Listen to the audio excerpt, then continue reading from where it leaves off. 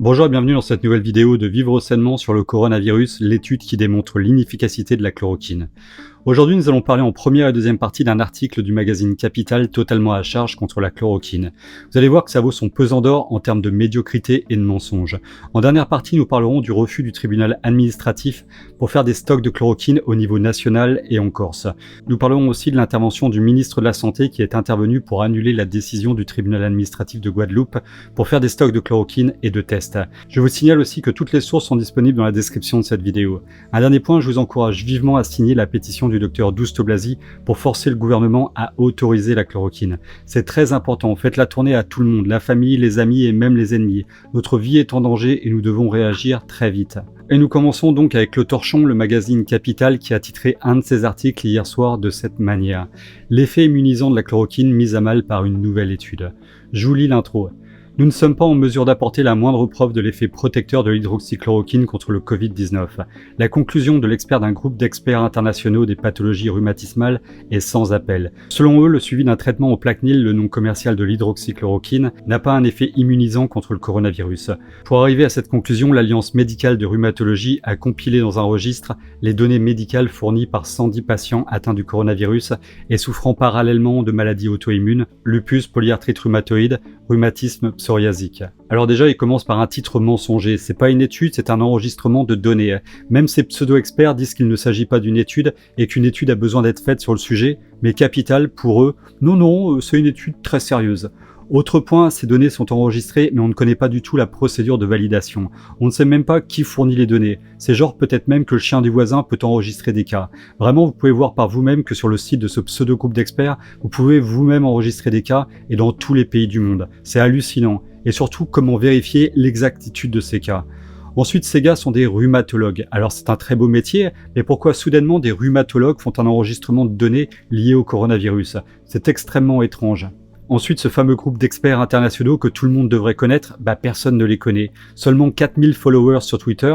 Oui, je parle de Twitter parce que c'est là qu'ils ont publié leurs données. C'est genre super sérieux, genre on publie sur Twitter et directement un sale torchon qui est le journal Capital reprend ça comme une étude très sérieuse publiée par des experts internationaux qui démontre enfin l'inefficacité de la chloroquine. C'est d'un ridicule, mais vraiment d'un ridicule. Alors en fait, il y a 110 patients affectés au coronavirus enregistrés dans ce simulacre de résultats.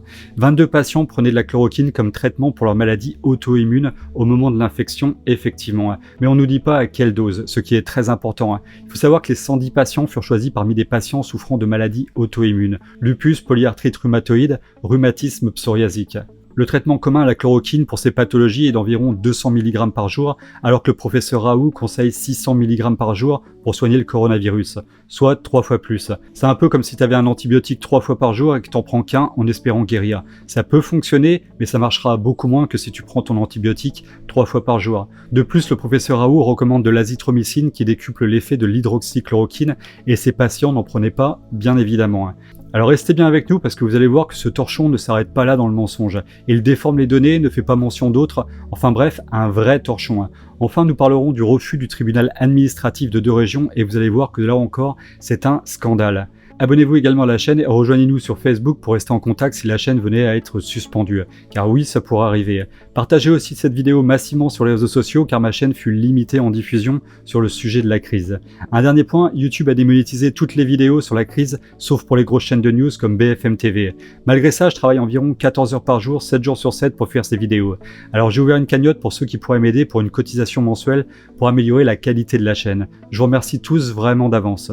Par ailleurs, moins d'un tiers, 6 des 22 patients se sont déclarés guéris à la date du 2 avril, soit une quinzaine de jours après la création du registre. 8 patients ont dû subir une hospitalisation et parmi ces derniers, 4 ont été placés sous assistance respiratoire. Le taux de guérison, qui semble plus faible qu'au sein de la population générale, ne permet pas non plus de mettre en évidence une quelconque efficacité de l'hydroxychloroquine en traitement du coronavirus. Alors ils mettent bien en évidence que la création du registre a eu lieu une quinzaine de jours auparavant, comme si tous les patients étaient suivis depuis cette date, ce qui est évidemment totalement faux. Sur Twitter, ce fameux groupe dit dans un tweet qu'ils sont arrivés à 110 patients seulement le 3 avril. Donc certains des patients sont des nouveaux cas et on ne connaît pas encore leur issue. Ce torchon dit aussi seulement qu'un tiers des patients est guéri à la date du 2 avril. Alors déjà, c'est pas le 2 avril, mais le 3 avril, en sachant que certains patients furent enregistrés la veille. Il n'y a absolument aucune éthique dans cet article et ses résultats. Et ils disent que le taux de guérison semble plus faible que dans la population normale, alors qu'on ne connaît pas l'issue des autres patients. Alors c'est même pire que ça, car même les experts du groupe de rhumatologues marquent qu'il y a 6 cas guéris, 1 mort, 12 cas non résolus et 3 cas inconnus. Donc ça, c'est des résultats pour eux. 12 cas non résolus pour l'instant avec seulement on ne sait pas combien de jours de traitement, à quelle dose et en plus 3 cas inconnus sans donner aucune explication, aucune sur cette catégorie inconnue. C'est vraiment formidable la désinformation. Pour être malhonnête à ce point, il faut des années d'expérience, vraiment. Le pire, c'est que ces patients souffrent déjà de maladies auto-immunes, c'est-à-dire qui résultent d'un dysfonctionnement du système immunitaire, conduisant ce dernier à s'attaquer aux constituants normaux de l'organisme. Donc c'est déjà une pathologie à très haut risque pour le coronavirus.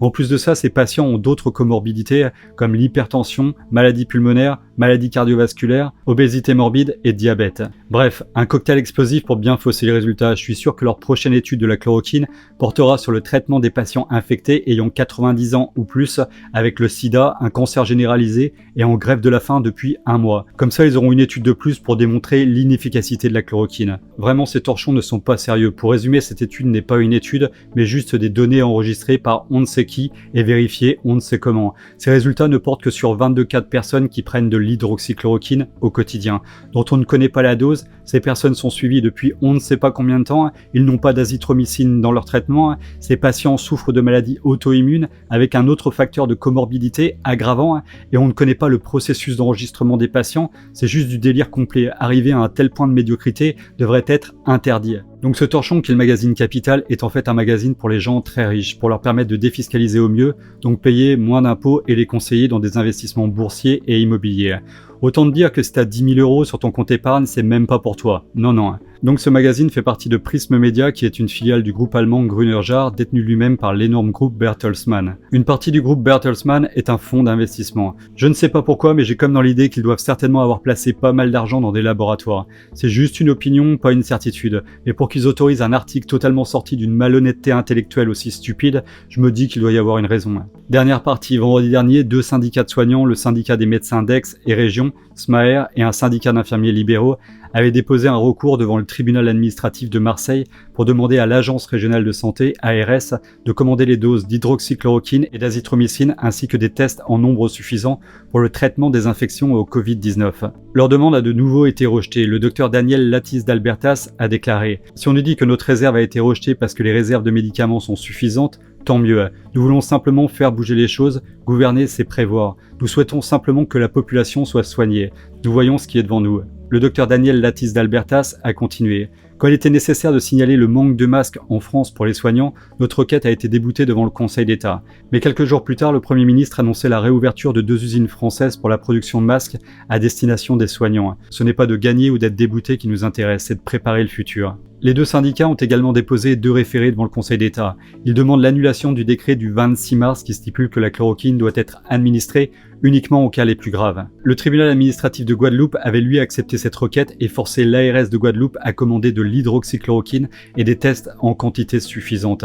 Alors le ministre de la Santé, Olivier Véran, était intervenu auprès du Conseil d'État pour faire annuler la décision du tribunal administratif dissident. Pour justifier sa décision concernant l'annulation de l'obligation de commander des tests, l'institution estime qu'il n'a pas été démontré que le centre hospitalier universitaire et l'agence régionale de santé, ARS, auraient porté par une carence caractérisée une atteinte grave et manifestement illégale à une liberté fondamentale. Pour le Conseil d'État, le CHU aurait également montré que sa pharmacie à usage intérieur dispose à ce jour de stocks suffisants pour assurer le traitement des patients auxquels sont administrés de l'hydroxychloroquine et de l'azithromycine.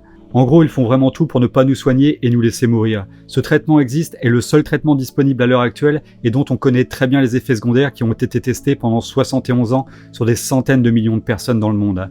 À la place, ils vont vouloir nous faire acheter des médicaments ou des vaccins trop chers dont on ne connaîtra rien du tout des effets secondaires. C'est vraiment malsain, ces gens-là sont dangereux. Je vous invite vraiment à signer la pétition du docteur Douste Blazy, nous devons réagir très vite. Et enfin, je vais terminer sur une citation du très grand Mahatma Gandhi, la désobéissance civile devient un devoir sacré quand l'État devient hors la loi ou ce qui est pareil, corrompu. Et vous, qu'en pensez-vous ? Voilà, cette vidéo est terminée pour aujourd'hui, j'espère que vous l'avez appréciée. Si c'est le cas, partagez-la massivement sur les réseaux sociaux, abonnez-vous à la chaîne si ce n'est pas encore fait et à très bientôt pour une prochaine vidéo sur Vivre Sainement.